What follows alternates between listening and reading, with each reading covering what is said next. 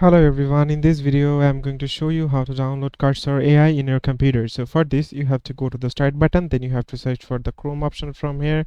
Then once you are in the Chrome option, you have to search for the Cursor AI in the search bar. After you click on the Cursor AI, you have to go to the first option from here.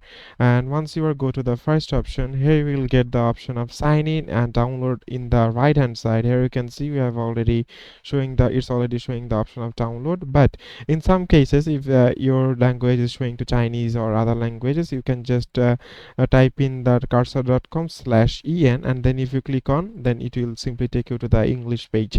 After that, if you click on the download option from here you can see the file is already getting downloaded, and here you can see the Cursor user setup exe is downloading. If you click on it and follow the process, you have to just simply go through this process by clicking on next and other clicking on selecting the downloading path. After that, it will simply get downloaded.